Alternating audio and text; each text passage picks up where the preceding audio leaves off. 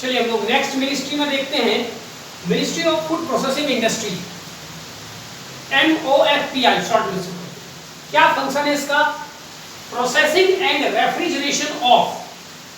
Food processing का मतलब होता है जो पदार्थ हमें मिलता है, कोई भी मान लीजिए एक टमाटर हमें मिला, अब उस टमाटर को ऐसे रूप में बदल देना ताकि वो खराब ना हो और लंबे समय तक चले। जैसे टमाटर को टमाटर सॉस में बदल देना, तो जो टमाटर को हमने टमाटर सॉस में बदला, इस एक्टिविटीज को, इस प्रोसेस को कहते हैं food processing.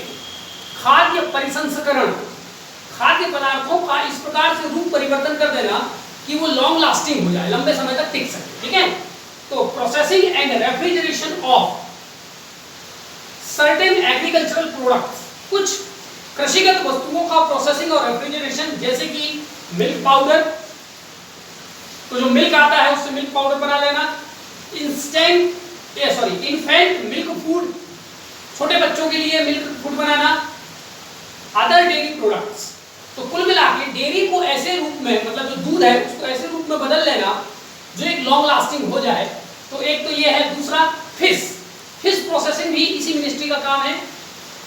Fruits and vegetables का प्रोसेसिंग, फूड ग्रेन्स का processing and industries related to bread, edible oil माने खाने वाला तेल, ब्रेकफास्ट फूड, तो सुबह सुबह हम लोग नाश्ता करते हैं तो ऐसे नाश्ता वाला फूड जो पैकेज जो होते हैं, बेकरी और प्रोटीन फूड्स, तो इन सब चीजों से रिलेटेड फूड प्रोसेसिंग का काम ये मिनिस्ट्री देखती है। ये खुद नहीं करती ये सारे काम, ठीक है ना, इनके लिए नियम कानून व्यवस्थाएं बनाती है ये ministry.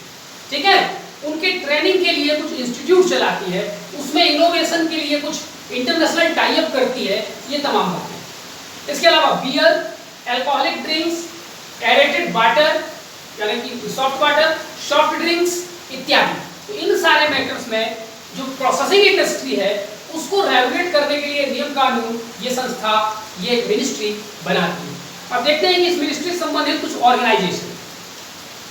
National institute of food technology, entrepreneurship and management, NIFTEM, Kundli, Haryana में एक जगह कुंडली, वहां पर ये लोकेटेड है। दूसरा है Indian institute of food processing technology, Thanjavur, Tamil Nadu में, तंजावुर हिस्टोरिकल साइट है, यहां पर लोकेटेड है। तीसरे नंबर पे इंडियन ग्रेप प्रोसेसिंग बोर्ड, ये अंगूर को ऐसे किस रूप में प्रोसेस किया जाए, है ना, उसके लिए पुणे में इसका हेडक्वार्टर है। National meat and poultry processing board, तो मीट प्रोडक्ट को भी प्रोसेस करना, पोल्ट्री प्रोडक्ट को प्रोसेस करना, नई दिल्ली में इसका हेडक्वार्टर। तो ये 4 महत्वपूर्ण इंस्टीट्यूट या ऑर्गेनाइजेशन इससे इन्वॉल्व है। अब हम देखते हैं कुछ महत्वपूर्ण स्कीम्स जो इस मिनिस्ट्री के अंतर्गत हैं। पहला ऑपरेशन ग्रीन, ये क्या है आप लोग देखिएगा, और अगर समय मिला तो हम लोग आगे फूड प्रोसेसिंग इंडस्ट्री जो डिटेल में बात करेंगे तो मैं बताऊंगा, अभी हम ओवरव्यू ले रहे हैं।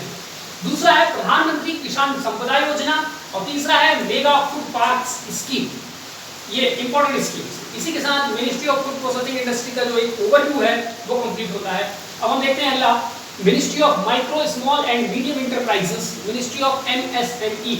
क्या काम है इसका? विलेज एंड कॉटेज इंडस्ट्रीज को प्रमोट करना, उसके लिए नियम कानून बनाना, यानी ग्रामीण एवं जो कॉटेज माने कुटीर उद्योग, इसके अलावा खादी का डेवलपमेंट करना। कॉइन क्या होता है? नारियल से जो जटा निकलता है उसका डिफरेंट टाइप से उपयोग क्या किया जाए, रस्सी बनाई जाती है, चटाइयाँ बनाई जाती हैं, उसको कॉइन कहते हैं। तो कॉइन इंडस्ट्री का डेवलपमेंट। इसके अलावा जो विलेज प्रोडक्ट है, जैसे शहद है या गांव में और महुआ है, ऐसे बहुत सारे जो विलेज प्रोडक्ट है उन प्रोडक्ट से रिलेटेड इंडस्ट्रीज, ठीक है। तो इस इंडस्ट्री को शहद से मतलब नहीं है, शहद से रिलेटेड जो इंडस्ट्री है उससे मतलब, ठीक है। उसी प्रकार महुआ से मतलब नहीं है, ये तो सब मिनिस्ट्री ऑफ फॉरेस्ट ये काम देखती है। चलिए, तो ये 2 बड़े महत्वपूर्ण काम ये करती है। अब देखते हैं कौन कौन से ऑर्गेनाइजेशन इसके अंतर्गत आते हैं। पहला है khadi and village industries commission, short में इसको बोला जाता है KVIC, मुंबई में इसका हेडक्वार्टर है। कभी कभी आप लोग जो है जबलपुर में भी कई एक जगह ऐसे हैं जहां पर ये जो खादी के रीजनल सेंटर्स हैं जहां पर खादी वगैरह मिलता है, तो वहां पर आप जाएंगे तो वहां पर खादी, इसके अलावा और जो शहद और इसके अलावा और कुछ जो प्रोडक्ट जो रूरल इलाके से पैदा होते हैं और उनका इंडस्ट्रियल प्रोडक्शन होता है, वो सारी चीजें आपको यहाँ पर मिल जाती हैं। दूसरे नंबर पे national commission for enterprises in the unorganised sector. Unorganised sector माने जो किसी भी ऐसी कंपनी में इन्वॉल्व नहीं है जहां पर रेगुलर सैलरी और उनका पीएफ डीएफ ये तमाम चीजें मिलती हैं, ऐसे सेक्टर को जैसे कि कृषक मजदूर हो गए, लेबर हो गए, इनको अनऑर्गेनाइज्ड सेक्टर कहा जाता है। ठीक है, तो ये अनऑर्गेनाइज्ड सेक्टर से रिलेटेड एक कमीशन है, ये नई दिल्ली में इसका हेडक्वार्टर है। तीसरे नंबर पे national small industries corporation limited नई दिल्ली में है। चौथे नंबर पे national school of leadership Pune, ये बहुत इंपॉर्टेंट है। कोई भी अगर पूछ लेगा नेशनल स्कूल ऑफ लीडरशिप कौन सी मिनिस्ट्री के अंतर्गत आता है, हम कभी भी नहीं सोच पाएंगे कि मिनिस्ट्री ऑफ एमएसएमई के अंतर्गत आता है। ठीक है, फिर national institute for MSME Hyderabad में है। National institute for entrepreneurship and small business development Noida. Indian institute of entrepreneurship Guwahati. Integrated training centre Nilokheri, Nilokheri एक जगह है हरियाणा में। MSME टेक्नोलॉजी सेंटर पट्टी सोलन, हिमाचल प्रदेश में ये जगह है। कोयर बोर्ड, कोयर बोर्ड का हेडक्वार्टर जो है वो कोची में है, उसके रीजनल सेंटर कोची पर लोकेटेड हुए हैं। 11वें नंबर में Mahatma Gandhi institute for rural industrialisation. Mahatma Gandhi ग्रामीण उद्योग के काफी समर्थक थे, उन्हीं के नाम पर यह संस्था रखी गई है। उसका हेडक्वार्टर वर्धा महाराष्ट्र में नागपुर के पास इसको खोला गया है।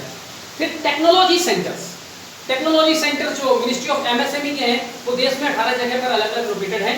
सारे जगहों का नाम जानना बिल्कुल भी जरूरी नहीं। अब देखते हैं इस मिनिस्ट्री के अंतर्गत ऑपरेट होने वाले कुछ महत्वपूर्ण स्कीम्स। पहला है prime minister's employment guarantee programme GP. दूसरे नंबर में scheme of fund for regeneration of traditional industries, यानी जो हमारी परंपरागत इंडस्ट्रीज हम चलाते थे पहले उसको रीजेनरेट करना है, फिर से उसको शुरुआत करनी है। ठीक है, तो हैंडीक्राफ्ट, बैम्बू से रिलेटेड बहुत सारे इंडस्ट्रीज, उसके लिए ये योजना चलाई गई है। शॉर्ट में इसको स्फूर्ति SFURTI कहा जाता है। तीसरे नंबर पे scheme for promoting innovation, rural industrialisation and entrepreneurship ASPIRE. ठीक है, चलिए चौथे नंबर पे ऑयल विकास योजना। पांचवा जीरो इफेक्ट जीरो डिफेक्ट। ठीक है, ये पांचों योजना हम लोग जब स्मॉल स्केल इंडस्ट्रीज वगैरह हम देखेंगे तो वहां पर देखेंगे। तो इस प्रकार ये मिनिस्ट्री ऑफ एमएसएमई भी हमारा एक ओवरव्यू हमने कंप्लीट कर लिया इंडिया ईयर बुक के कंटेक्स्ट में। मिनिस्ट्री ऑफ स्टील, अब हम आते हैं इस्पात मंत्रालय। इस्पात मंत्रालय का क्या काम है? Development of steel and associated industries, इस्पात और उससे संबंधित उद्योगों का विकास करना। दूसरा development of industries related to iron and manganese ore, iron और मैंगनीज अयस्क से संबंधित उद्योगों का विकास भी इसी मिनिस्ट्री के अंतर्गत आता है। अब इस मिनिस्ट्री के अंतर्गत 7 महत्वपूर्ण PSUs हैं, देख लेते हैं कौन कौन से हैं। पहला है steel authority of India limited SAIL, काफी नाम सुना इसका, न्यू दिल्ली में हेडक्वार्टर है। दूसरे नंबर पे national mineral development corporation NMDC, Hyderabad में इसका हेडक्वार्टर है। तीसरे नंबर पे राष्ट्रीय इस्पात निगम लिमिटेड बिजार, या इसी को विशाखापट्टनम कहते हैं, इसका हेडक्वार्टर लोकेटेड है। कुद्रेमुख आयरन और कंपनी लिमिटेड बेंगलोर में इसका headquarter. Metallurgical and engineering consultants India, या इसी को शॉर्ट में बोलते हैं मीकॉन, जिसमें एम्स का मतलब है मेटलर्जिकल, ई का मतलब है इंजीनियरिंग और कॉन का मतलब है कंसल्टेंट लिमिटेड।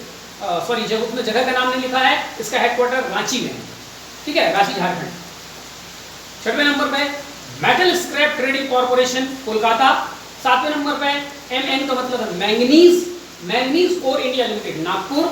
और इसके अलावा अदर ऑर्गेनाइजेशंस हम लोग देखते हैं।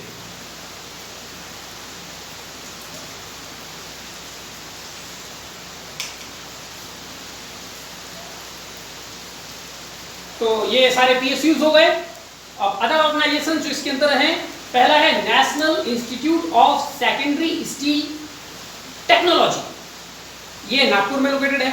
इंस्टीट्यूट है ये, स्टील से रिलेटेड यहाँ पर ट्रेनिंग और कोर्स वगैरह प्रोडक्ट प्रोवाइड कराए जाते हैं। दूसरे नंबर पर Biju Patnaik national steel institute, Biju Patnaik जो है उड़ीसा के CM रहे हैं, उन्हीं के नाम पर रखा गया है, Biju Patnaik national steel institute. ये पुरी में, जगन्नाथपुरी वाला जो जगह है वहाँ पर ये लोकेटेड है। इस प्रकार से आज हमने 3 मिनिस्ट्री किया, ministry of food processing industry, ministry of MSME और मिनिस्ट्री ऑफ स्टील। अब हमारे पास 2 मिनिस्ट्रीज बच गए, 3 मिनिस्ट्रीज बच गए, जिसमें से जो ministry of fishing animal husbandry है वो हम पहले कवर कर चुके हैं जब मैं एग्रीकल्चर पढ़ा रहा था, और उसके बारे में कुछ बहुत ज़्यादा डिटेल भी नहीं है, इसलिए उसको यहाँ हम कवर नहीं करेंगे। अब यहाँ पर 2 मिनिस्ट्री बच गई है, मिनिस्ट्री ऑफ टेक्सटाइल और ministry of statistical and programme implementation. इनको हम लोग नेक्स्ट वीडियो में देख करके और फिर फटाफट हम लोग जो इंडिया में इंडस्ट्री है उसकी क्या पॉलिसीज़ है और कौन कौन से इंडस्ट्रीज़ हैं, किस किस इंडस्ट्री में भारत की क्या रैंकिंग है, वर्ल्ड रैंकिंग, ये तमाम चीज़ें हम लोग नेक्स्ट वीडियो से देखना शुरू करेंगे।